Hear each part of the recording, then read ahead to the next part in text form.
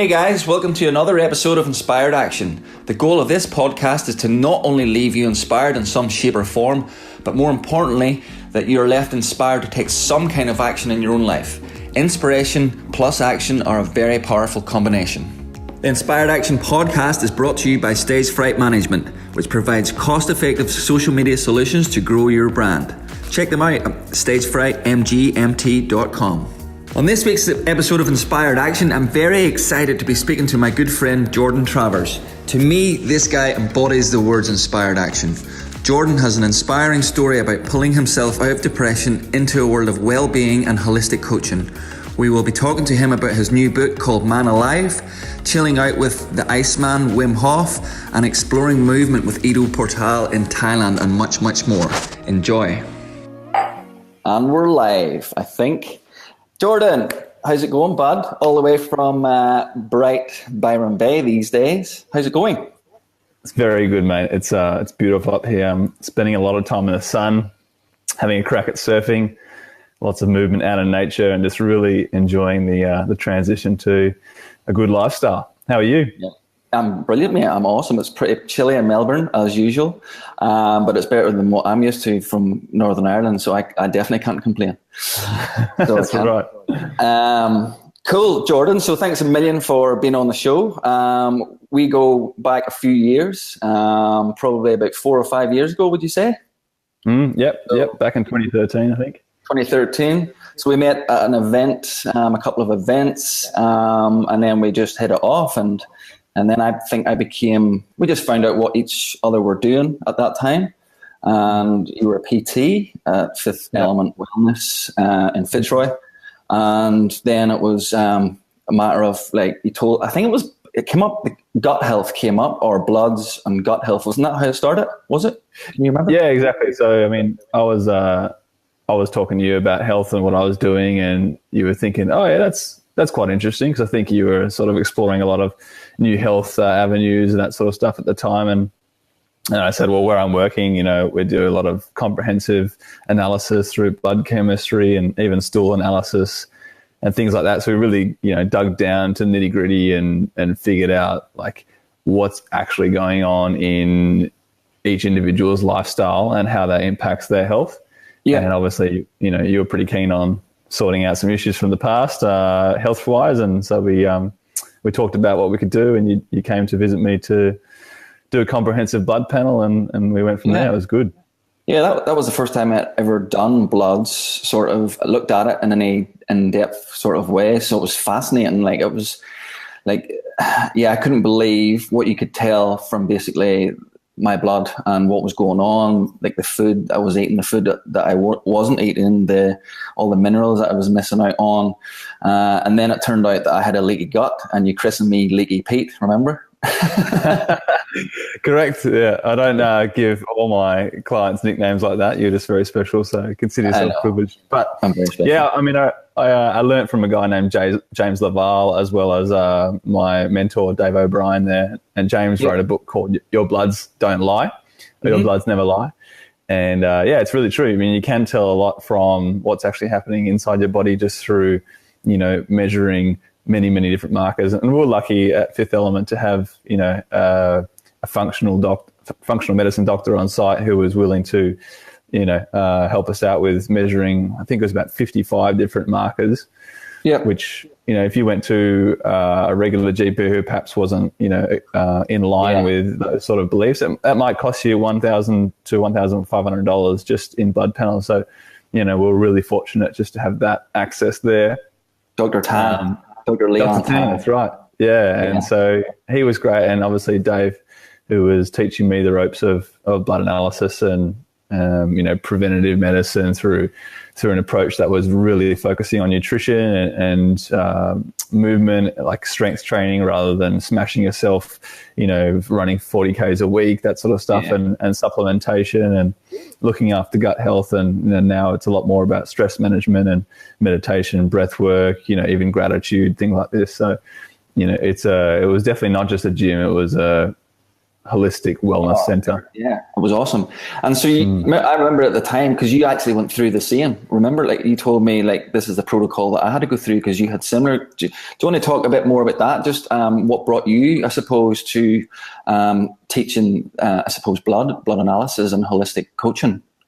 Yeah, for sure. I mean, we can go way back, but just to cut to the chase, it's probably worth mentioning that when I was applying for a job at Fifth Element Wellness, I was covered from like my mid-chest up all the way through my face and everything with hives, chronic hives. My left eye was almost half shut for a lot of the time. And I was really allergic to most foods, not just the common culprits like dairy and eggs and wheat and things, but also, red meats, spinach, even avocados, lots of different stuff. I was allergic to, most foods that I was eating, and I was realizing this is going in a bad way very fast, and so I went to do some genetic testing, went to an immunologist and did some, expensive food allergy testing where they scratch your arm and they, put different oils on there. And she basically said, yeah, you're allergic to most things. I said, well, that's helpful. Is there anything I'm not allergic to? Yeah, but it wasn't obviously helpful. And she said that we could do this expensive, trial therapy that may or may not work. It'll take, $1,800 and 2 years to find out. And I was thinking, there's got to be a better way. And so at that same time, I was really exploring, I had been exploring holistic wellness and preventative medicine for a long, long time. But even as a healthy man, I was struggling, and I think it was a change of lifestyle, moving from Perth to Melbourne, setting up, new studies, new work environments, financial pressures, all that sort of stuff. Like it's a whole system. And so all adds up. It all adds up. And then when I was applying for a job at the gym, I was walking to the door and saying, hey, I know a lot of stuff about health, and, I was quite skinny at the time as well, and I had hives from here up, and so it wasn't a good look to. Picture of health. It wasn't a good look to impress the owners. But a few conversations later, and they gave me the job, and had a conversation with Dave, and he was looking over my blood chemistry as well, and he basically called me Leaky Jordan, and I thought it was original. And I did the leaky gut protocol as well, and I think a lot of people should do that at some point in their life, just because, especially if you're living in Melbourne, you're probably career oriented, you're probably socializing a bit, you're probably not getting enough sleep, you're probably not getting enough nature exposure, that sort of thing. And so those that chronic elevation in stress hormones and not enough nutrients really does damage the intestinal lining of your gut, and you're not going to absorb nutrients as well. And what actually happens with leaky gut is like the cells start to separate apart, and so what's in the contents of your intestines and what's in the contents of your bloodstream, they actually start to mix. And so in the bloodstream, the body goes, whoa, what's this? Food particles, these shouldn't be here. And so they basically just send an onslaught of immune cells, ramp up inflammation. And that, if left unchecked for days, weeks, months, years, can lead to, chronic illness. And Dave was pretty frank in saying that I was knocking on the door of rheumatoid arthritis, which, it's pretty scary because that's a lot harder to reverse than something that's like leaky gut. Yeah, even the leaky gut, the protocol for the leaky gut, I think I sort of fell off the wagon whenever you mentioned giving up alcohol for like 6 months. And I was like drinking pretty, a lot back then, but I've since seen the light and I'm not drinking half as much. But that was a big one because the sugar and the alcohol, wasn't that a major factor? Yeah, absolutely. Sugar, alcohol, they're about 18 triggers or so for leaky gut, everything from chronic cortisol to gluten to alcohol, sugars. If you're allergic genetically to things like dairy, you will also get that. And just like a lot of toxins, so pesticides and things like this will also increase that. So do you think... Sorry, do you think that's why you were allergic to like spinach and stuff? Do you think it was the pesticides and stuff on the spinach, or what was the cause of like being allergic to spinach? Because everyone would think spinach is like the best, like good, get spinach in you or whatever. Yeah, absolutely. Well, my point is that anything that I ate gave me an inflammatory response. Right. And so it didn't matter if it was the healthiest thing on the planet. It was still that my gut was just under so much inflammation that, I experienced itchy throat, like almost like a closing up of the throat. My hives in my face were just chronically itchy. My energy levels were shot. And so I remember working at the gym, and I was doing some work on reception in the beginning of my career there, and started at 5:30 in the morning. And by 10:30, I was slurring my words and barely even able to stand at the front desk. And I remember one Friday morning, my boss had to send me home because he was saying that, you just you take a bit more rest. You're going through, some healing processes, and you just need to, get some sleep and look after yourself a bit better. And I was thinking, gosh, this is intense I think I was 21 at the time, 22 at the time. And it was just insane. A lot of my friends were out there partying and drinking and having a good time and not really paying that much attention. And here I was, like, having smoothies that cost $25 to make, getting all the sleep I could and still not feeling that great. So it is about, genetics loads the gun and lifestyle pulls the trigger. But I love that. Can you say that again? What was that? Genetics? I didn't make it up, but genetics loads the gun and lifestyle pulls the trigger. So I like that. So you can have, that's why some people who can smoke for 80 years and they can die, what would be natural causes, death, right?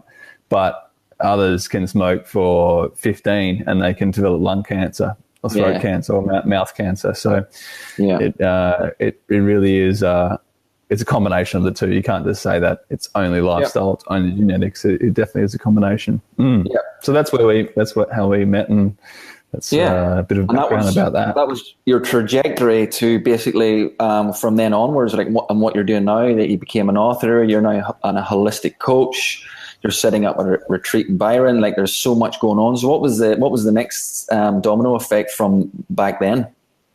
Yeah, so that was, 4 years ago when I was really struggling. And I think when your voids create your values, as DeMartini says. And when you experience a real lack of things or something in life, you are more driven to fulfill that need. So if I'm 21, 22 and experience a severe lack in health, and I might be more healthy than the next person, but I'm experiencing this perceived lack of health, right? And so I'm more likely to be heavily motivated to learn as much as possible about health and then teach that to others. So, I really just invested myself working probably 60 hours a week at the gym, 6 to 7 days a week, and just really absorbing as much as I could. I was lucky enough to have a degree in biomedicine from back in Perth, and was also studying the first 3 years of osteopathic medicine. So I had a really good background just to,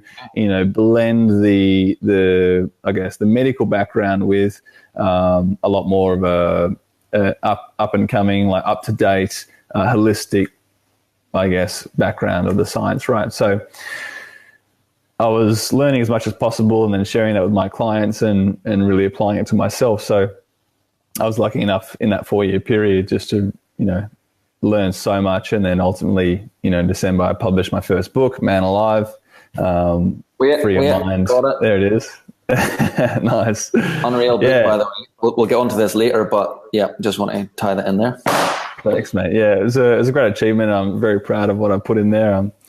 But that doesn't mean the learning stops. I've just been spending the last 5 weeks traveling around, learning from different experts around the world. And so you have. There'll be a revised one in a few years. I don't know. Yeah, this could be the chapter 1. Like, there could be a series of these, hopefully. But that's probably leads me to my next question. Like, I follow you on Facebook. I see all your posts and stuff, and like the one from I think a couple of years ago, it was with Wim Hof, the Iceman. So how did that come about? You brought him to Melbourne, basically, and then what was the outcome of that?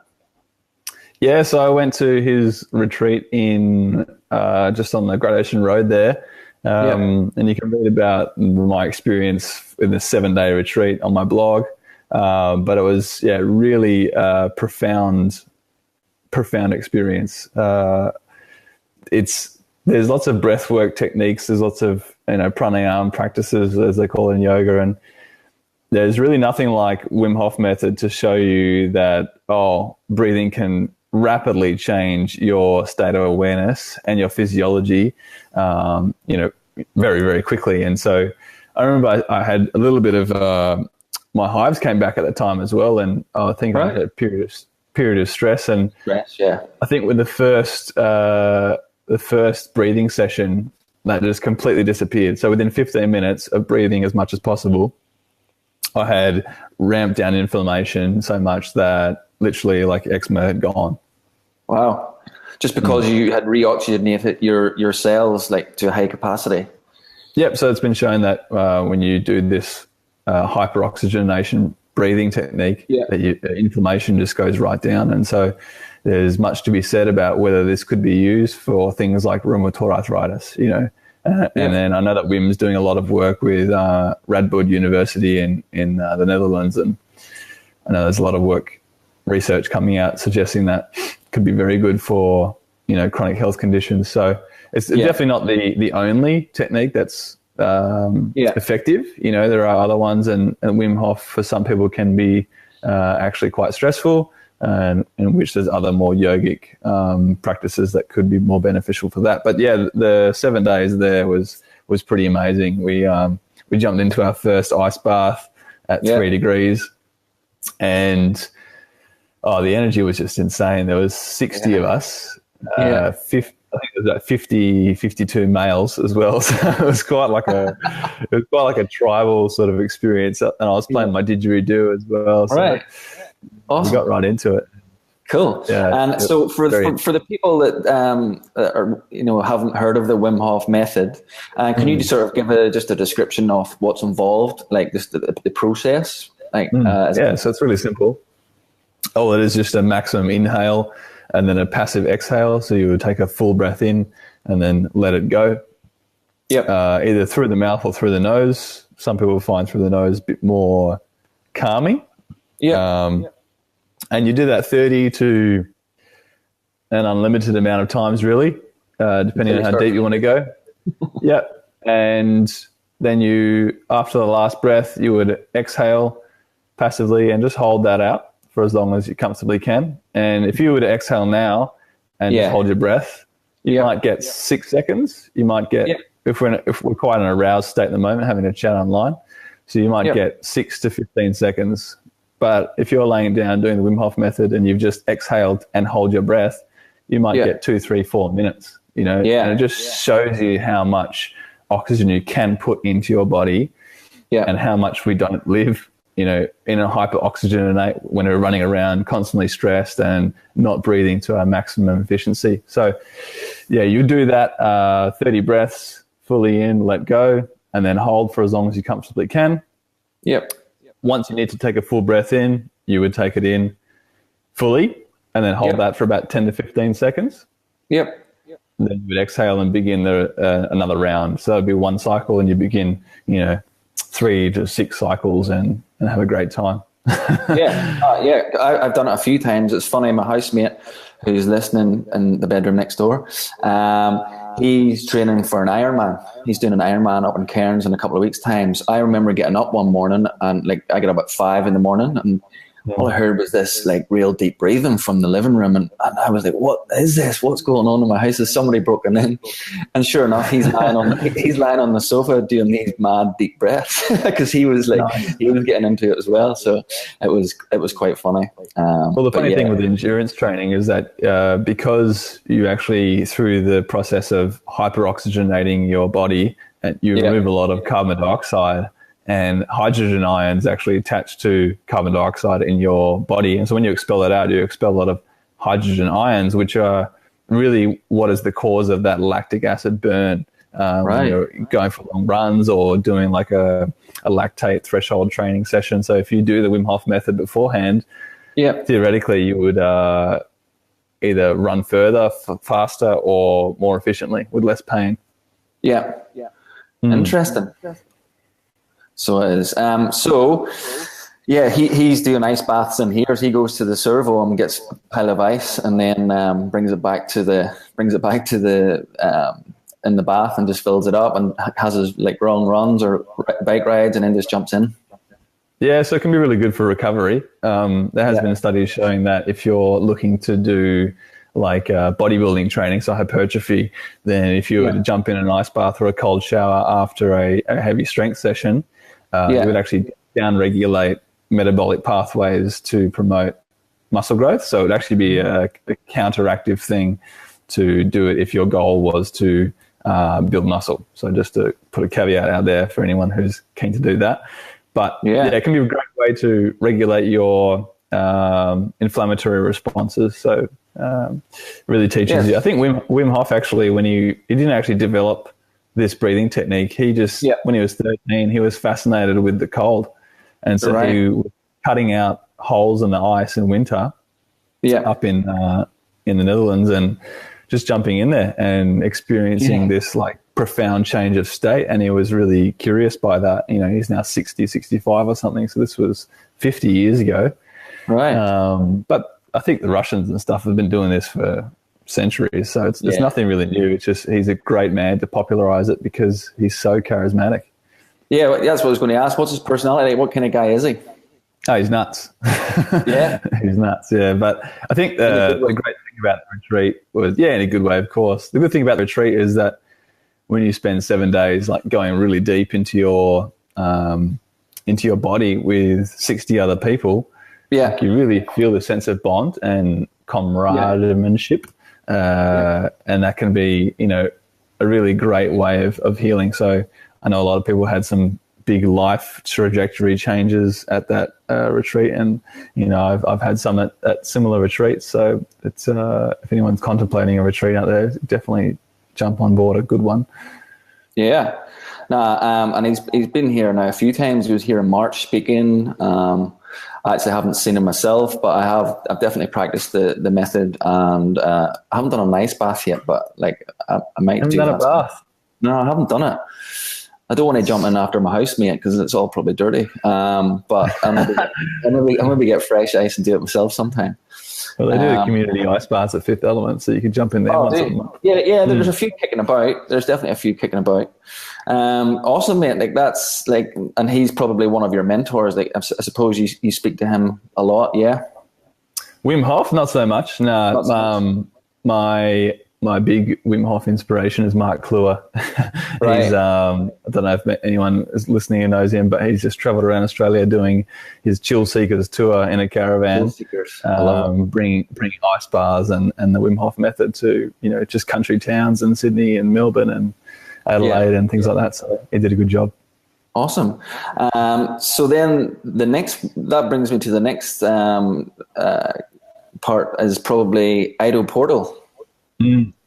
Ido Portal. Ido Portal. Sorry, don't be getting Conor McGregor to me.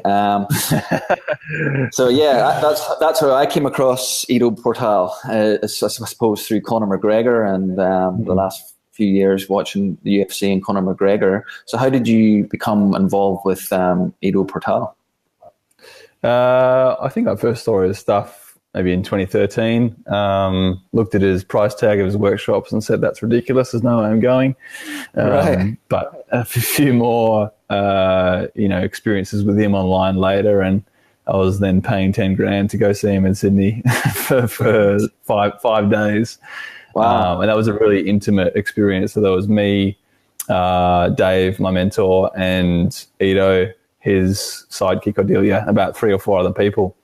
And we just spent, 12 hours a day together for 5 days. And it was a really great experience to see what he's a really good teacher. Like he's probably one of the best teachers I've ever met, come across. And just the way he delivers and his messages, it's all well and good to learn a few new exercises, but that's not what you pay 10 grand for. It's like to rewire the way you think and how you view the world in which you live. And so if all of a sudden, like you think the way in which you move through life dramatically changes, that's definitely worth it. And so there's a lot more movement throughout my life. He's really assisted the fitness culture to move towards a movement culture. So, gyms that are talking about fitness in 5 years' time are probably not going to be open for very long, because now we're really understanding that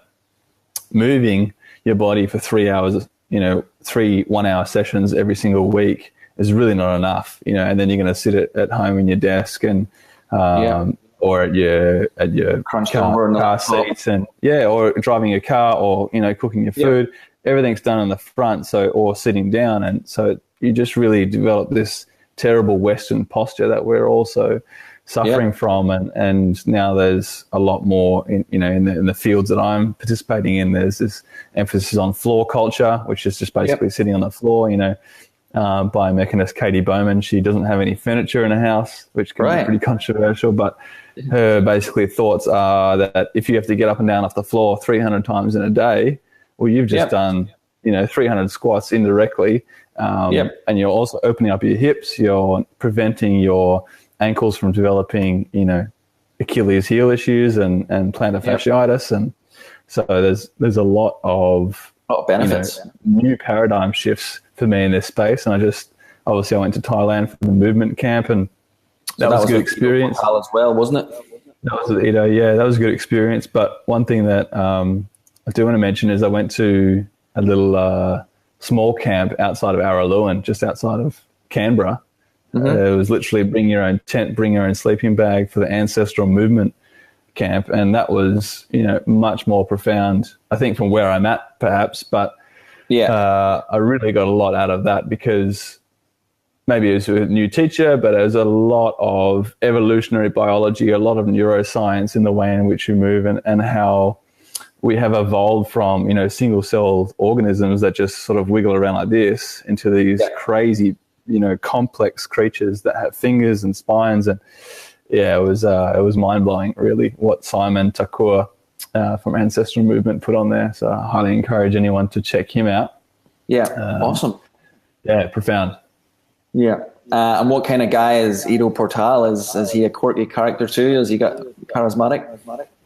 100%. I think you find that a lot of the people who reach these, insane levels of stardom within the wellness space, a lot of them they've made big sacrifices, and they have certain personalities that probably wouldn't be suited to other fields, And so Ido is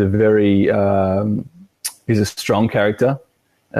He really means what he says, and people call him, a dick or rude and this sort of stuff. But I think he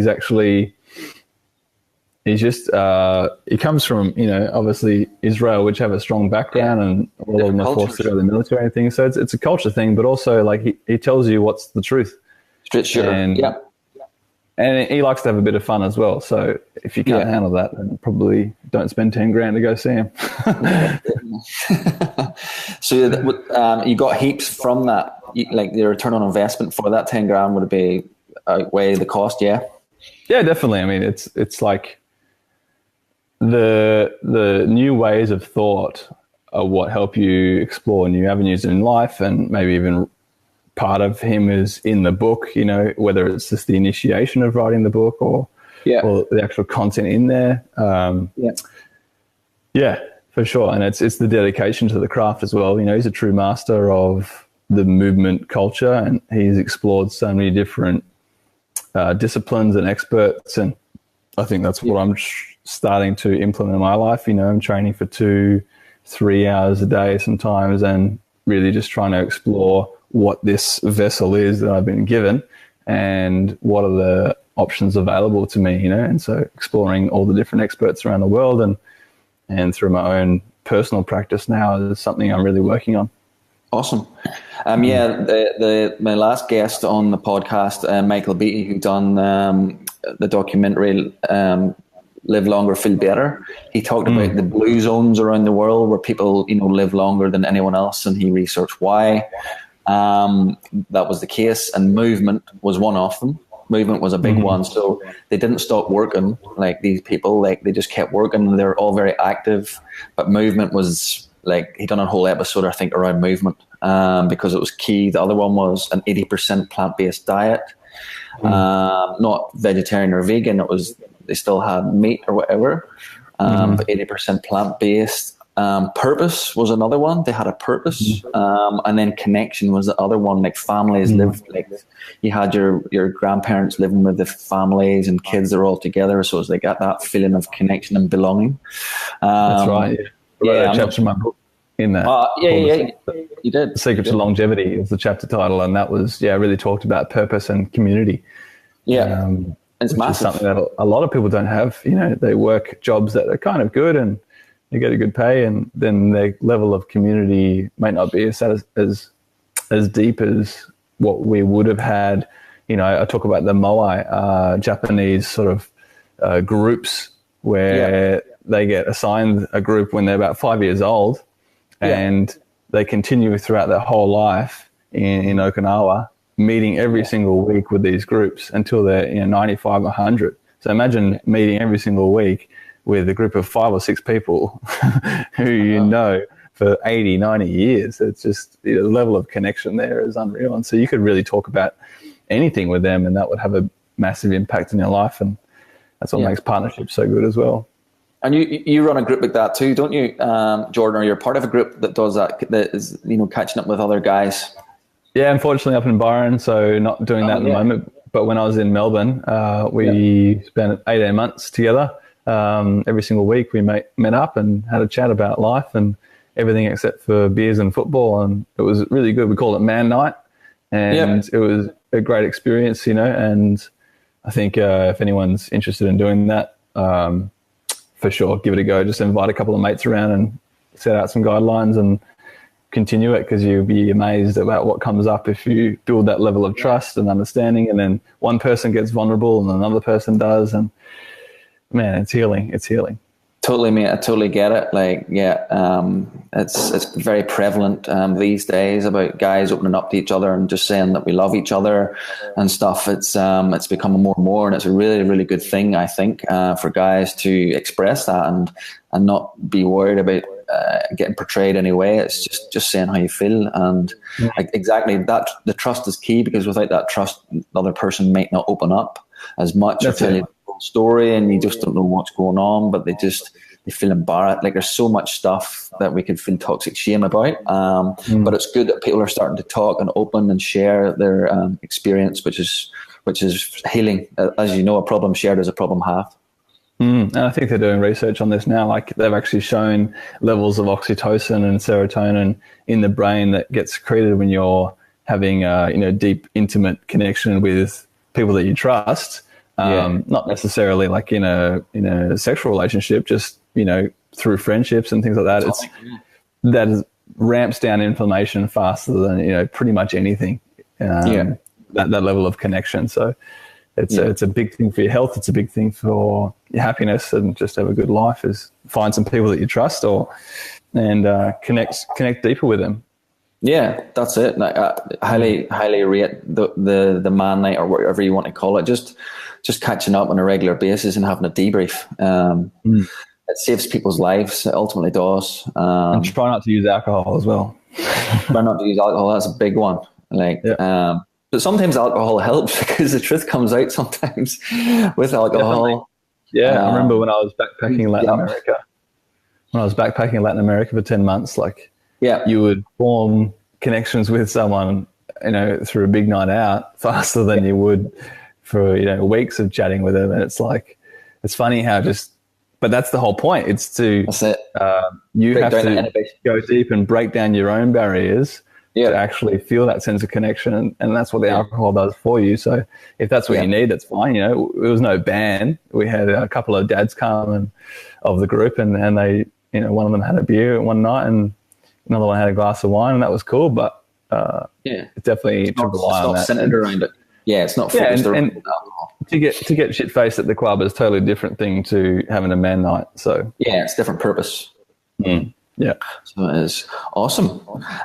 So that probably brings me to your book. So it takes how old are you, Jordan, if you don't mind me asking? Just turned 26, mate. Turned 26. All right. So for someone at 26 to write a book, like it's not like a pop-up book or anything. It's actually an in-depth, like manuscript, basically. Is that the word for it? The manuscript for men. The unfinished version of the manuscript. Yeah. Yeah, the manuscript for, like, I would like love to see this in all schools, like all secondary schools, for young men that's coming up through puberty, adolescence, just to get their head around what's going on. Like I'll just sort of the quote in it from the start, the Dalai Lama quote. That's massive for me. It was like the Dalai Lama, when asked what surprised him most about humanity, his answer was man, because he sacrifices his health in order to make money. Then he sacrifices money to recuperate his health, and then he is so anxious about the future that he does not enjoy the present, the result being that he does not live in the present or the future. He lives as if he's never going to die, and then he dies having never really lived. Like, that hits home big time, doesn't it? Oh man, it wakes you up, that's for sure. When I found that, I was like, oh, which chapter am I going to put that, at the front of? And then I was like, no, that needs to be at the front of the book. Yeah. So, it's a really good book. You can get it on Amazon. Where else can you get it, Jordan? For Aussies, it's best for Booktopia. International Amazon is the way to go. It's on Kindle, but I'm just really working with the distribution company to get it up through paperback up there. So that should be maybe next week. Cool. Awesome. Yeah. So the 4 parts, part 1's the mind, part 2's nature, part 3 is nutrition, and part 4 is movement. So that's the 4 areas that you're pretty much passionate about in this day and age. So great read, highly recommend it. And thanks for sending me this copy, by the way. You're welcome. So that probably brings me to Byron Bay. What's happening now and what's happening in the future? I'm kind of excited to hear what's going on. So there's 4 sections in the book, mate. Mind, nature, nutrition, and movement. Right. It's the hub for all those 4 things, really. It's a cool place to come check out. And so is it a retreat? Is it up and going yet? Is it in the pipeline? What's happening? Yeah, so I was exploring the idea of setting up a retreat facility, and I was, passionate about that, and really oriented my entire life towards that for about 5 years, and was kind of in the position where I could roll ahead with a smaller version, but just recently I've sort of pulled it back and had a deep think within myself, and it's just sort of not either the right time or not feeling like this area actually needs another retreat center at the moment.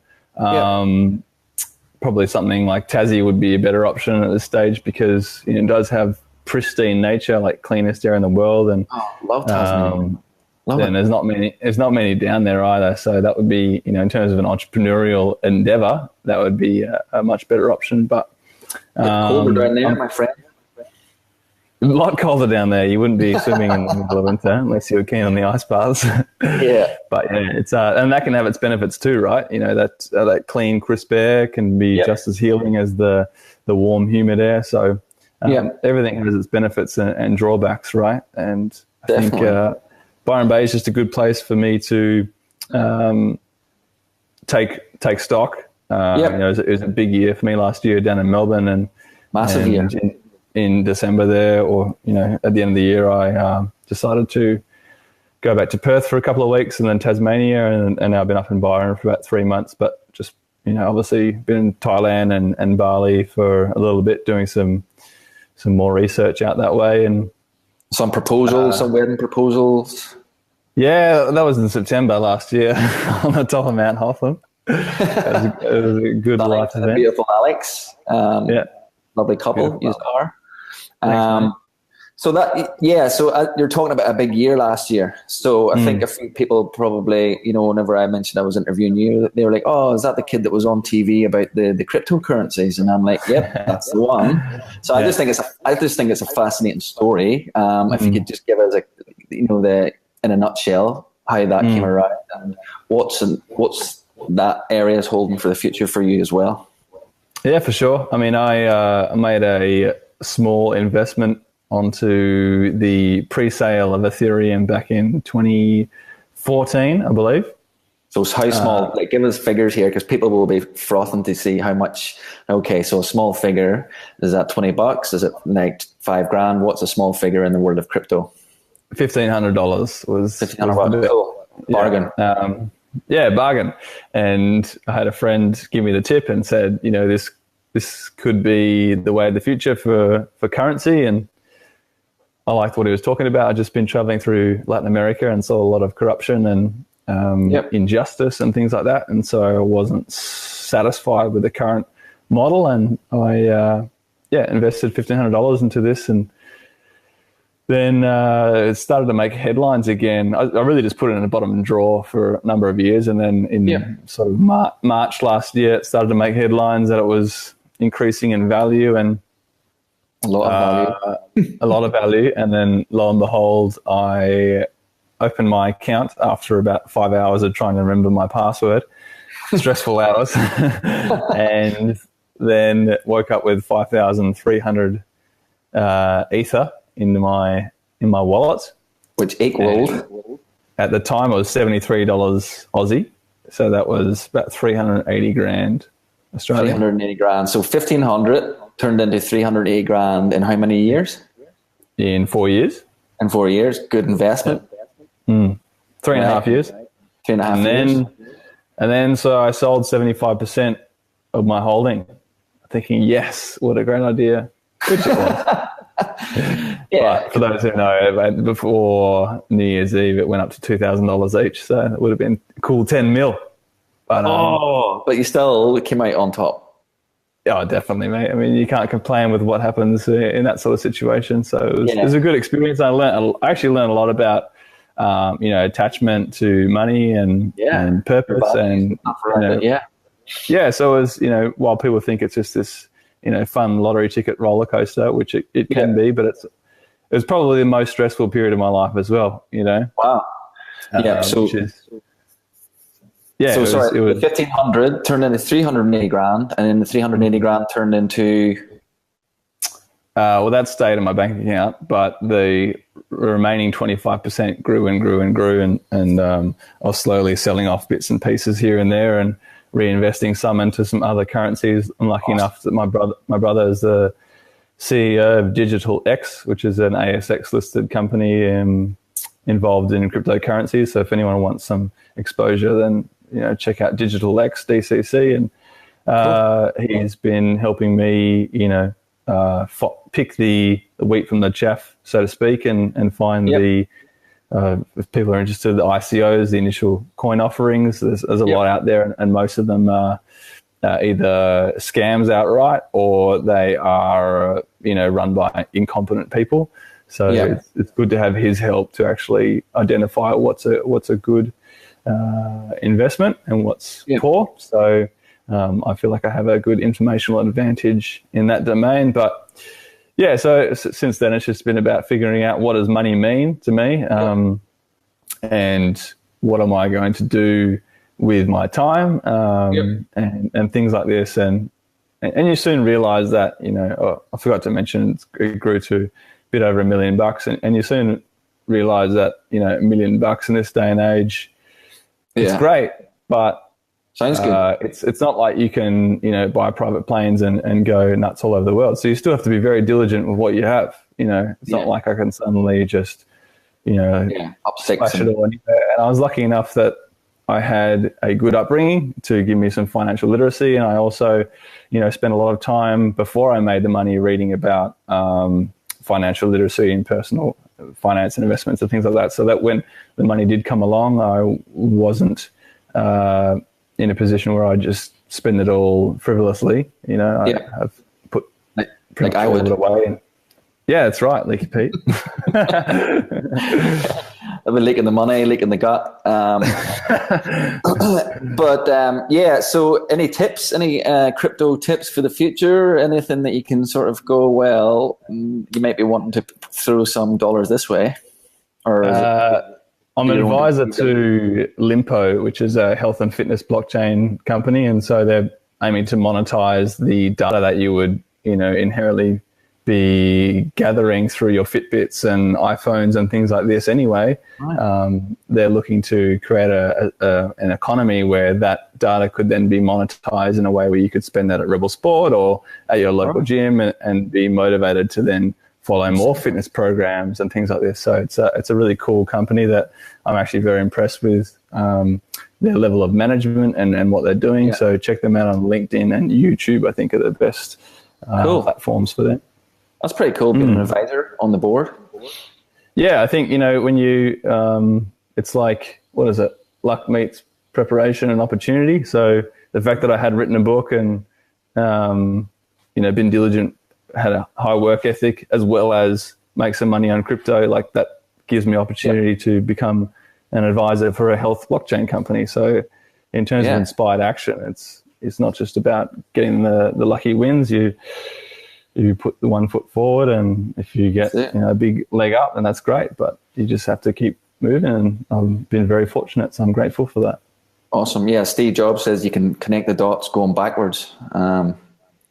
That's right. Yeah, but you don't know what's going to come forward. Yeah, exactly. You would never imagine being where you're at now, like 5 years ago. Yeah, that's right. But it all makes sense looking back. Yeah, it's interesting. Cool, mate. So if there's just one piece of advice that you would, if could give to anyone about your, holistic health and movement, what I remember, I always remember this, the big four. You always told me about the big four. So supplement magnesium, your omega fish oils, what else was there? Zinc. Was it the big three or big four? Big three. Big three, that was it. Yep. So magnesium, zinc, and fish oil.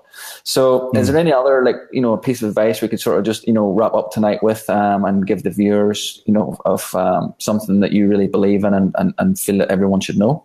Yeah, I think I finished the book with some 4 key points. And they are learn to sleep properly, learn to breathe properly, move a lot more than you think you should in more complex ways than you think you should.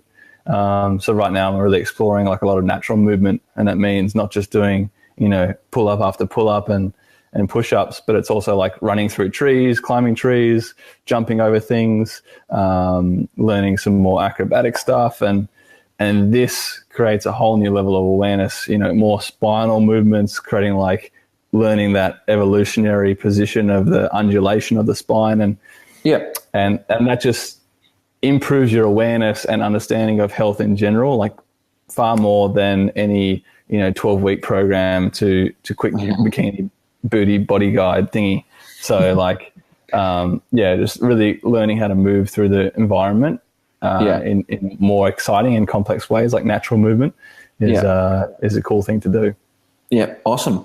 So on that, where can people find out more about you, Jordan? Pretty simple. Website, jordantravers.com.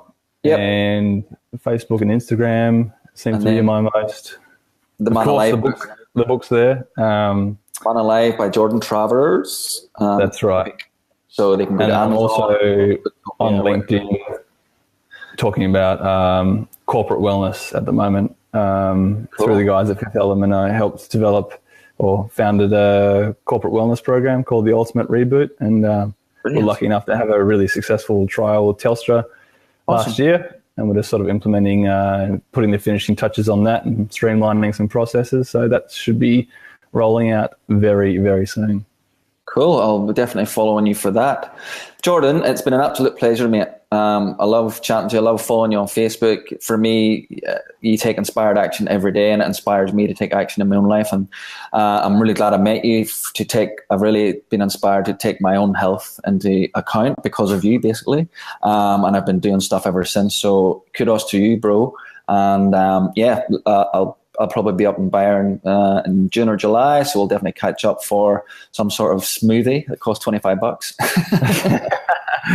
I'll make you home weight one weight. Yeah, cool, thanks, man. I really appreciate it and want to acknowledge you for having me on and putting good information out there and obviously this the inspired action thing will hopefully inspire some other people to take some action in good ways, and I thank you for that. Awesome, mate. All right, Jordo, I will speak to you soon, mate, and hi to the wife to be. Okay, thanks, mate. All right, see you later. See you, mate. Cheers. Bye-bye. Bye.